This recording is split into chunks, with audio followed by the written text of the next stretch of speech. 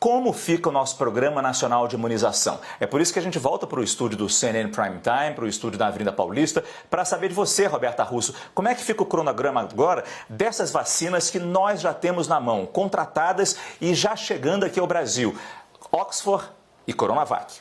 Exatamente, Márcio. A gente vai considerar só as doses que a gente realmente tem até agora. Então, sem contar as vacinas que estão sendo compradas, negociadas pelo Ministério da Saúde. Não vamos falar de Pfizer, por exemplo. A gente fez um cálculo para você entender o que a gente consegue vacinar até o mês de junho, o que a gente tem de fato.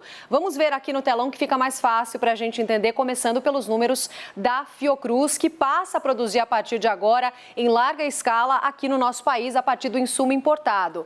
Então, até 31 de janeiro, previsão de 2 milhões de doses entregues. 28 de janeiro, mais 2 milhões de doses. 31 de março, até o fim deste mês, 3,8 milhões de doses. Aí sim, em abril, olha só como esse número começa a aumentar. 32 milhões de doses até o fim do mês de abril. 31 de maio, 27 milhões. E aí, até 30 de junho, mais 27 milhões de doses. Num total de 93,8 milhões de doses, para a gente ter uma ideia. Vamos passar agora para o segundo telão para a gente ver o cronograma de entrega da Coronavac, vacina chinesa. Vamos passar então para esse segundo telão. Agora sim, 31 de janeiro, 8,7 milhões. Até 28 de fevereiro, mais 4,2 milhões. Até 31 de março, entregues 23,3 milhões de doses. Em abril, 15,7 milhões de doses. Até 31 de maio, mais 6 milhões. Depois, 31 de junho, mais 6 milhões, totalizando quase 64 milhões de doses. O que a gente tem, então, no total, para a gente entender e conseguir visualizar? Total de doses necessárias, 108 milhões para vacinar a população considerada prioritária pelo Ministério da Saúde. E o total de doses que temos, somando Fiocruz e Butantan, 157 milhões de doses. Então, a gente tem um pouco a mais do que a gente precisa vacinar, do que a gente precisa para conseguir vacinar o grupo de risco. Márcio Gomes, a gente mostrou esses números, espero que tenha ficado claro o que a gente tem até agora, tirando as negociações que podem surgir. Garantir a proteção desse grupo prioritário até o meio do ano é uma excelente notícia. A grande questão é se a gente vai realmente conseguir cumprir esse cronograma dado pelo Ministério da Saúde. E claro, como você disse, Roberta, ainda esperando novos acordos serem assinados, como, por exemplo, a vacina da Janssen, a vacina indiana também, a vacina russa. É continuar acompanhando isso. Vamos colocar nessa conversa os nossos analistas.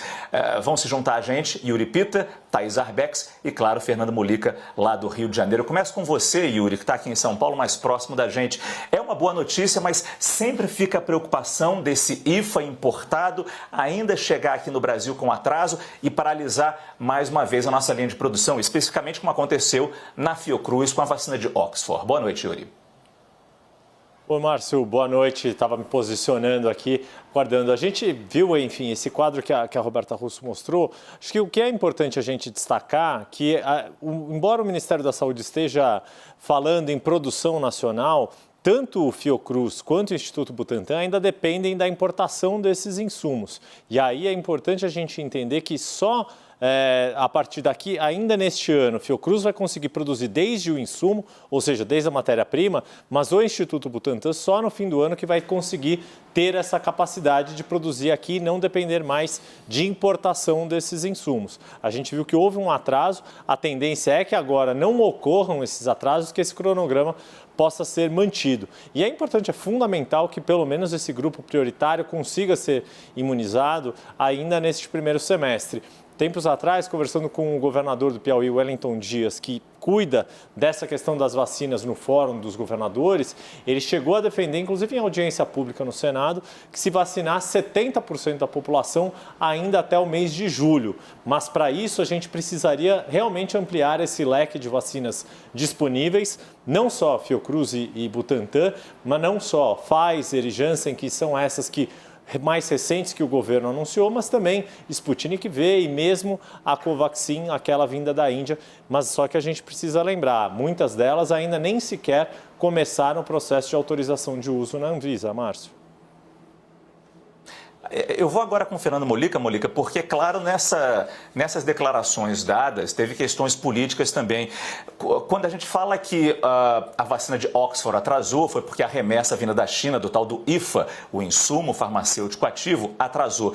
E o ministro Pazuello disse o seguinte: a melhor decisão que o governo brasileiro poderia tomar foi a iniciativa de fabricar esse IFA aqui no Brasil. Ainda não está sendo fabricado no Brasil, mas deve começar em breve, nos próximos meses. Ou seja, aí teríamos o IFA, que é um componente fundamental da vacina, o insumo farmacêutico ativo, é a base para se fazer uma vacina, e a produção nacional. Isso nos garantiria, segundo o Ministério da Saúde, uma produção constante, já pensando no ano que vem. Boa noite, Márcio. Boa noite a todos. Sim, é importante. É até ruim que não tenhamos aqui, pelo menos até agora, desenvolvido uma vacina com tecnologia própria. Estamos muito atrasados, né? Outros países do BRICS, né, do grupo BRICS, já fizeram isso. Então, sim, ter um IFA brasileiro, ainda que com tecnologia importada, já é um grande passo. O problema é que isso demora um pouquinho, né? Alguns meses, né? Com 2.000 e poucos mortos por dia.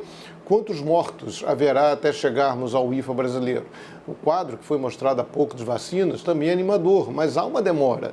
O problema todo foi aquela história do pecado original. O governo brasileiro demorou a comprar vacinas, investiu corretamente na vacina de Oxford, mas deixou de comprar outras. Então, isso é a grande questão. Márcio.